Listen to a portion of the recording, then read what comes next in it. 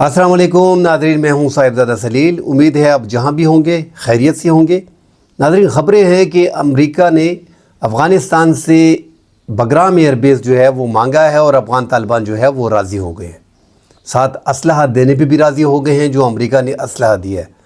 इस पर नाज़रीन डिटेल से बात करेंगे। वाखान कॉरिडोर जो है अफ़गानिस्तान में, उसके फ़ेज़ 2 पे जो है वो काम शुरू कर दिया जाएगा। इस हवाले से बात करेंगे। नाज़रीन, बलूचिस्तान में हालात जो है वो इस टाइम पे इंडिया वहाँ पे मुलव्वस है और अपनी कार्रवाइयों में शिद्दत ला रहा है ताकि पाकिस्तान से ये इलाका जो है, बलूचिस्तान जो है, किसी तरीके से अल्लाह ना करे अलहदा हो जाए। वहाँ पे उनकी कार्रवाइयाँ जारी हैं। उस हवाले से बात करेंगे। नाज़रीन, डिटेल में बात करने से पहले तमाम तर देखने वालों से गुजारिश है कि जिन्होंने हमारे चैनल को सब्सक्राइब नहीं किया, काइंडली वो चैनल को सब्सक्राइब करें।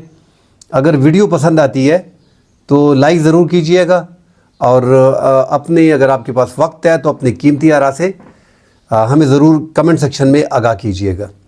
नाज़रीन, बगराम एयरबेस 1960 में रूस की मदद से अफ़गानिस्तान में बनाया गया था और 1970 में रूस ने वहाँ पे अपने मैक 17 और मैक 21 तैयारी जो है वो उतार दिए थे। 1979 में बगराम एयरबेस पे रूस, सोवियत यूनियन जिसकी बात कर रहे हैं वो रूस ही है, अब तो टूट गया है मगर रूस बन गया है।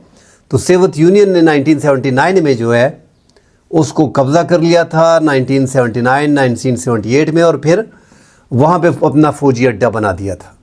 उसके बाद नाज़रीन, अमेरिका ने 2021 में अफ़गान तालिबान का ख़ात्मा किया और इस एरिया को अमेरिका ने जो है वो मज़ीद डेवलप किया और वहाँ पे एक फ़ौजी अड्डा बना दिया।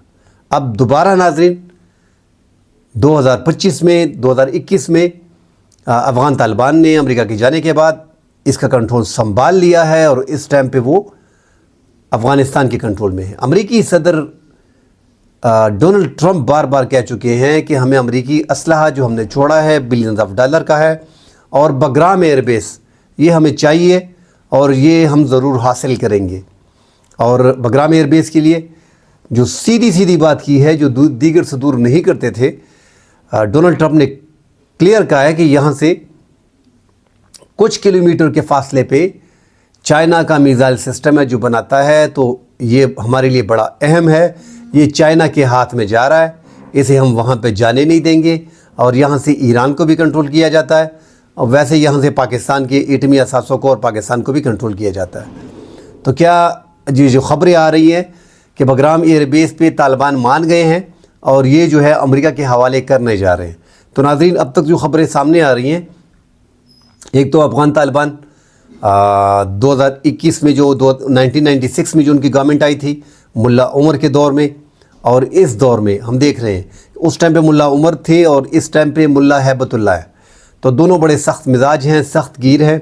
और अफ़गान तालिबान जो ज़्यादातर गुआंतानामो जेल में रहे और वहाँ पे उन्होंने तशद्दुद वगैरह बर्दाश्त किया है, तो क्या वो बगराम एयरबेस इतनी आसानी से दे देंगे? नाज़रीन, बगराम एयरबेस के बारे में जो ख़बरें हैं वो फ़िलहाल अफवाहें हैं और अफ़गान तालिबान बगराम एयरबेस न चाइना को देने जा रहा है और ना ही अमेरिका को देने जा रहा है। अब देखेंगे कि अमेरिका की सदर जो अपने ज़िद कर रहे हैं कि वो किस तरीके से आया जंग करेंगे, मगर जंग चूँकि वो उन्होंने कह दिया कि मैं मुज़ाकरात हर जगह पे करता हूँ और जंग करता ना हूँ, उसके बावजूद उन्होंने यमन पे हमले शुरू कर दिए। तो अब आगे देखना पड़ेगा कि अफ़गान तालिबान किसी भी तौर पे न असलहा देंगे और न बगराम एयरबेस देंगे। और अमेरिका ने सिराजुद्दीन हक्कानी जो है, उनको पता है कि दो ग्रुप अफ़गानिस्तान में बने हुए हैं, मुल्ला हैबतुल्लाह और सिराजुद्दीन हक्कानी, काबुल ग्रुप और कंदाहारी ग्रुप। इस वजह से जो उनके सर पे बंटी थी, जो रकम था, जो $1 करोड़ का इनाम था 10 मिलियन का, वो हटवा दिया गया है। तो अब अमेरिका को सिराजुद्दीन हक्कानी की ज़रूरत भी है। अमेरिका अपनी गेम इस टाइम पे खेल रहा है और किसी भी तरीके से वो इस एरिया को, बगराम एयरबेस को अपने हाथ से जाने नहीं दे रहा है। उसकी बड़ी वजह ये है कि वो चारों तरफ से कंक्रीट के बड़े बड़े वाल लगाए गए हैं। अरबों डॉलर का सरमाया जो है बगराम एयरबेस पे अमेरिका ने किया है। वहाँ पे खुफिया कैमरे लगे हुए हैं जो हर जगह पे लगे रहते हैं, मगर यहाँ पे बड़े आला मयार के अमेरिका ने कैमरे लगाए हैं, मोर्चे बनाए हैं, साथ दीगर जो सिक्योरिटी के आलात हैं, तनसीबात मुकम्मल तौर पे, रेडार सिस्टम, हर चीज़ को, और सारे दरवाजे बंद होते हैं मुकम्मल तौर पे, लाक है। एक ऐसा एरिया जो मुकम्मल तौर पे महफूज है, उसको जो है अमेरिका किसी भी तौर पे, जब ट्रंप الیکشن بھی لڑ رہا تھا تو اپنی کمپین میں وہ بار بار کہہ رہا تھا کہ ایئر بیس کو خالی نہیں کرنا چاہیے تھا، بگرام ایئر بیس کو کسی طور پہ طالبان کے حوالے نہیں کرنا چاہیے تھا۔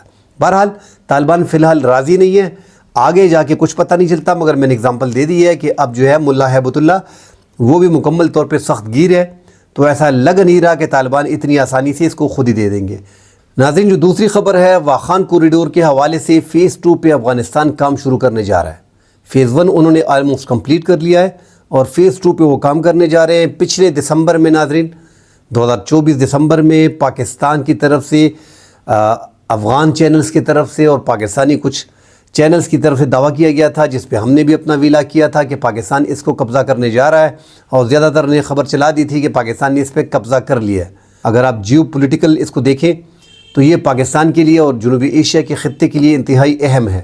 چترال کے راستے یہ پاکستان آسانی سے تاجکستان جو ہے وہاں اس کی جو چکن نیک ہے وہاں پہ یہ 16 سے 64 تک جو ہے اس کی چوڑائی ہے، اور لمبائی میں 350 کلومیٹر لمبا بارڈر ہے، اور 13 کلومیٹر سے 64 کلومیٹر جو ہے اس کی چوڑائی ہے، اور جو چترال کے ایریا میں پڑتا ہے وہ تقریباً 16 سے 13 سے اتنا ہی پڑتا ہے، بالکل چکن نک ہے۔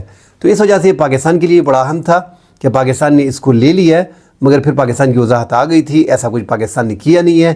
ناظرین، یہ 1895 میں سوویت یونین نے اور برطانیہ نے، ایک طرف سے برطانیہ راج پہ تھا، دوسری طرف سپر طاقت جو تھی وہ سوویت یونین تھی، ان کے مشترکہ ایک کمیشن تھا، انہوں نے افغانستان کو یہ دیا ہوا تھا، بفر زون کے ایریا تھے، پورا افغانستان اس ٹائم پہ بفر زون تھا۔ بہرحال یہ ایک ایسا ایریا تھا جو کمیشن میں 1895 میں افغانستان کو دیا گیا تھا۔ اب یہاں پہ ناظرین جو مبصرین کا بھی خیال ہے اور جو ہے بھی جیو پولیٹیکلی تو یہ بڑا اہمیت کا حامل ہے، کیونکہ ایک طرف تاجکستان، ایک طرف چائنا، ایک طرف افغانستان، ایک طرف پاکستان، یہ واخان ایک ایسا علاقہ ہے اور یہ انتہائی اہم کوریڈور ہوگا۔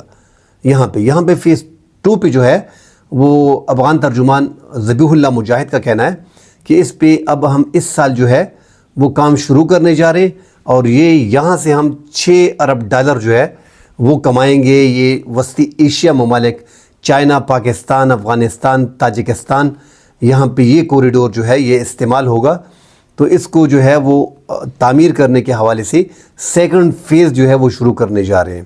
تو انتہائی اہم ہے یہ کوریڈور، پاکستان کے لیے بھی، چائنا کے لیے بھی، افغانستان کے لیے بھی، تاجکستان کے لیے بھی۔ پاکستان سنٹرل ایشیا میں آسانی سے اپنا جو ایکسپورٹ امپورٹ ہے وہ وسطی ایشیا ممالک کے ساتھ جو ہے وہ کر پائیں گے، کیونکہ یہ جو وسطی ایشیا کی کنٹری ہیں یہ لینڈ لاک ہے، یہ ساری، ان کا کوئی سمندر ہے نہیں، اور یہ پاکستان بڑا فائدہ اس سے اٹھا سکتا ہے، ایون کہ افغانستان یہ ساری لینڈ لاک ہے، تو پاکستان کے لیے بڑا آسان ہے۔ اور پاکستان اگر تعلقات اچھے رہتے ہیں اور یہ کوریڈور بنتا ہے تو اس کا فائدہ پاکستان کو بھی ہوگا۔ ناظرین، جو تیسری اہم خبر ہے کہ بلوچستان میں انڈیا کی اتنی انوالومنٹ کیوں ہے، اور کیسے ہماری خفیہ ایجنسی جو ہے ان کو کارنر نہیں کر پا رہے، کچھ ہماری جو سیکیورٹی لیبس ہیں وہ کیوں ہو رہی ہیں، اور جو انڈیا ہے وہ کرنا کیا چاہ رہا ہے۔ ناظرین، اس ٹائم پہ بلوچستان کا جو 75% سمندر کا ایریا ہے وہ پاکستان کے لیے انتہائی اہم ہے۔ گوادر پورٹ ہے، وہاں پہ ایران کا بارڈر ہے 904 کلومیٹر کا جو پاکستان کی سرحد پہ ہے، ریکارڈ ایک وہاں پہ ہے، معدنیات وہاں پہ ہے، تو پاکستان کے لیے یہ انتہائی اہم، مطلب آپ ایسے سمجھیں کہ یہ پاکستان کا دل ہے۔ اب یہاں پہ ہٹ جو ہے وہ انڈیا نے شروع کر دیا، اور یہ 2000 سے یہ ہٹ شروع کیا گیا ہے۔ بڑا لمبا عرصہ جو ہے یہاں پہ انڈیا نے سرمایہ کاری کی BLA کے نام پہ، بلوچ لبریشن آرمی جو ہے، جو 2000 میں وجود میں آئی، اور انہوں نے پاکستان کے خلاف جو ہے وہ مسلح جدوجہد شروع کر دی تھی۔ اس سے پہلے ناظرین جب پاکستان بنا 1948 میں، ہم نے دیکھا کہ وہاں پہ انتظامی اور سیاسی مسائل تھے، وہاں پہ 2 سال کے لیے بغاوت ہوئی تھی۔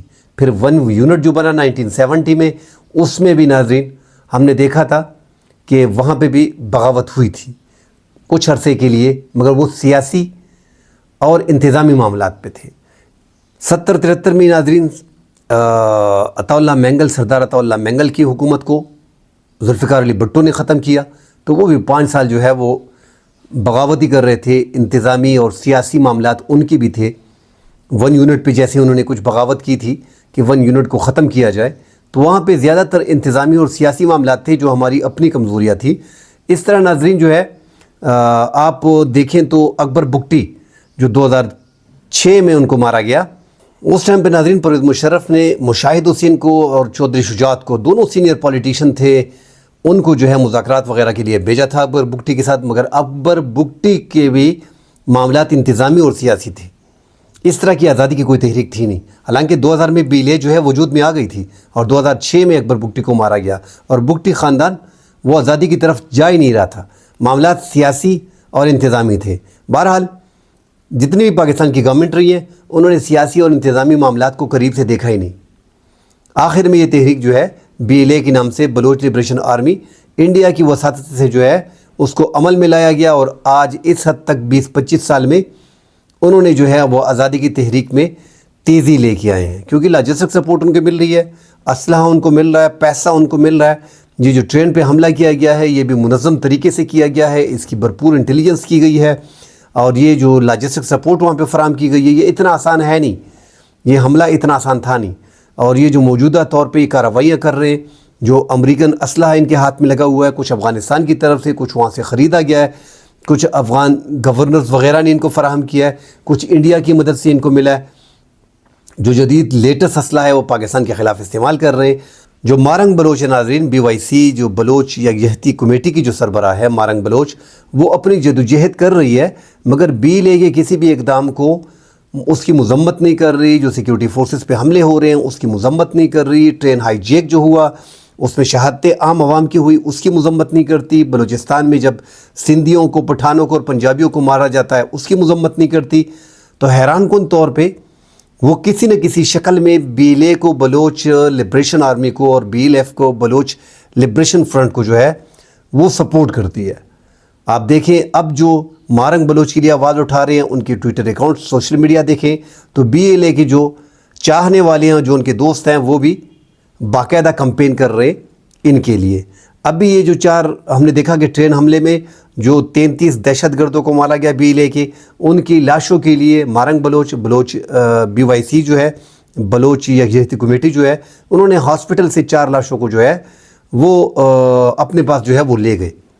اس کے بعد پولیس نے مزاحمت کی اور ان 4 لاشوں کو ریکور کیا کہ یہ لواحقین کو دی جائیں گی، DNA پراپر کیا جائے گا، کیونکہ ان کو مسخ شدہ لاشیں تھیں اور ان کا دعویٰ تھا کہ نہیں یہ نئی لاشیں ہیں.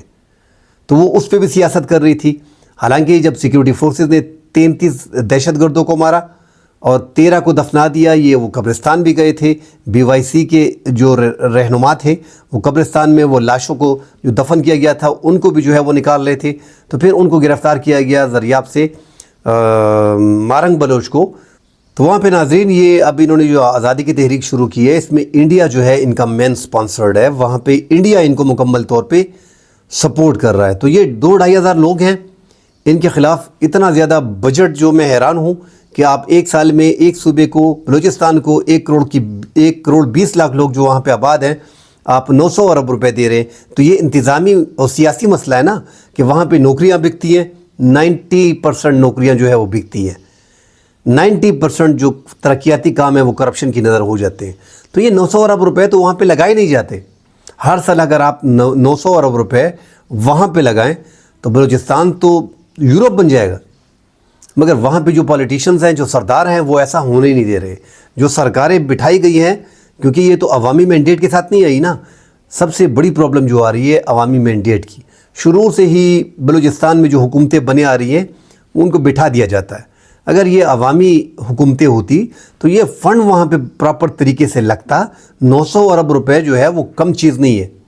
اصل میں وہاں پہ نہ فیکٹریاں بن رہی ہیں، نہ ہی یونیورسٹی کالج بن رہے ہیں، نہ ہی ہاسپٹل بن رہے ہیں. تو یہ سارے مسائل جب ترقیاتی کام وہاں پہ نہیں ہوں گے، عوام بے روزگار ہوگی، ان کو نوکریاں نہیں ملیں گی، سفارش کلچر کا سسٹم ہوگا، عوام کے پیسے عوام پہ نہیں لگائے جائیں گے، تو پھر یہی معاملات ہوتے ہیں جو سیکیورٹی اہلکار کہہ رہے ہیں کہ مسلح لوگ جو ہیں جو BLA کے ساتھ ہیں وہ 2-2.5 ہزار ہیں. تو ان کو کوشش کی جا رہی ہے کسی طریقے سے ختم کیا جائے. ہو سکتا ہے پاسبلٹی ہے ان کے خلاف بڑا آپریشن شروع کر دیا جائے. مگر اب بھی ناظرین یہ آزادی کی تحریک جو ہے یہ کوئی ایسا ہے نہیں جس طرح پیش کیا جا رہا ہے، اور اس میں جو ہے تعداد بڑی کم ہے. یہ انتظامی مسئلہ ہے اور سیاسی مسئلہ ہے، اس کو آپ نے حل کرنا ہے، مگر پراپر طریقے سے 900 ارب روپے جو ہیں، اگر 900 ارب روپے آپ وہاں پہ لگائیں گے اور میرٹ پہ نوکریاں دیں گے تو پھر بلوچستان جو ہے آپ کے ہاتھ سے کبھی بھی نہیں پھسل سکتا، اور نہ ہی انشاءاللہ آگے پھسلنے والا ہے۔ جب مقبوضہ کشمیر کو، جو پاکستان کا اور انڈیا کا ڈسپیوٹ ہے وہاں پہ، اور 1947 سے ہم اس پہ لڑ رہے ہیں، اور وہاں پہ آبادی جو ہے وہ 95% جو ہے وہ مسلمان ہے، 90 to 95%، اس کے باوجود اب تک جو ہے وہ انڈیا کے ساتھ ہے۔ تو یہ تو ہمارا اپنے ملک کا حصہ ہے، وہاں پہ تو انہوں نے 370 آرٹیکل کو علیحدہ کیا اور زبردستی اپنے ساتھ شامل کیا۔ بلوچستان تو پاکستان کا دل ہے، ایک صوبہ ہے، اور یہاں پہ شورش انسرجنسی جو ہے وہ شروع کی گئی ہے، یہ انڈیا کی انوالومنٹ یہاں پہ ہے۔